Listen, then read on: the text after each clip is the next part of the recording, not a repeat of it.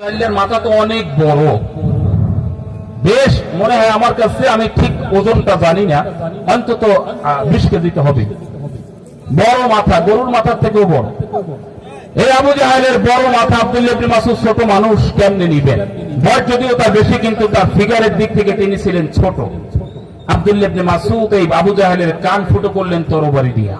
এক কান ফুটো করলেন, এরপর আরেক কান ফুটো করলেন, 2 কান ফুটো করে খেজুরের রশি বের করে 2 কানের মধ্যে বেঁধে এবার টেনে টেনে হেসরাতে হেসরাতে মরুভূমির বালুর উপর দিয়া আল্লাহ নবীর সামনে নিয়ে গেল। এই কথা শোনার পর অনেকে দেখছি মুখ কালো হয়ে গেছে। আবু জাহেলের এই কষ্টের কথা শুনে মায়া লাগতেছে।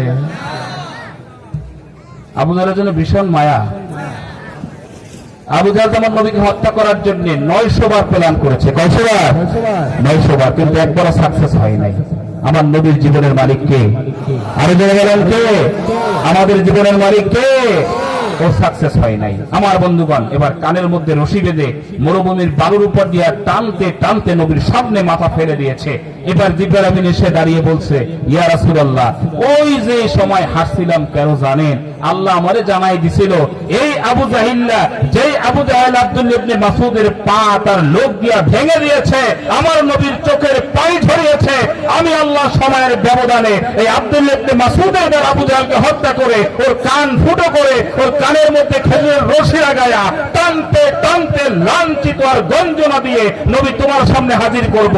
ও জিবরাইল, তোমারে জানাই দিলাম, নবীর এখন জানাবে না। এই জন্য ইয়া রাসূলুল্লাহ আমি ওই সময় হেসেছিলাম।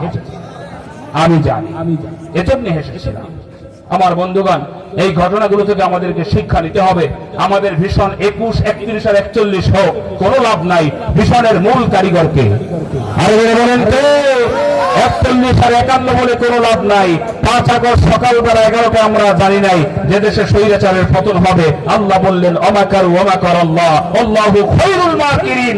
আল্লাহ তোমরা যতই কৌশল করো না কেন, ষড়যন্ত্র করো না কেন, আমি আল্লাহ সর্বোত্তম কৌশলী। মানুষের চেষ্টা যেখানে শেষ হয়ে যায়, আল্লাহ সেখান থেকে শুরু করে। অতএব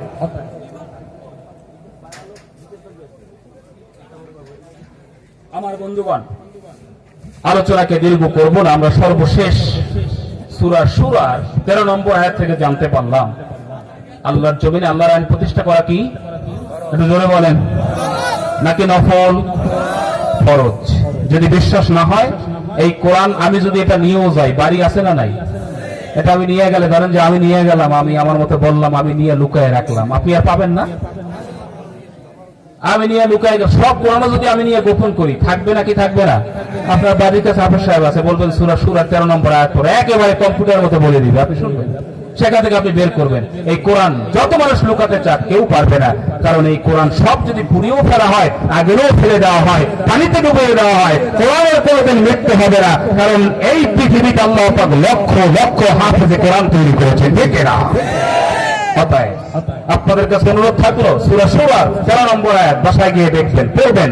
যদি আমার কথার সাথে মিল না হয়, নাম্বার আছে, ফোন দিবেন। হুজুর যা বললেন মিল তো পেলাম না, নামাজ পড়া ফরজ, রোজা রাখা ফরজ, হজ করা ফরজ, আল্লাহর জমিনে আল্লাহর আইন প্রতিষ্ঠা করা ফরজ, এটা তো আমরা জানি নাই।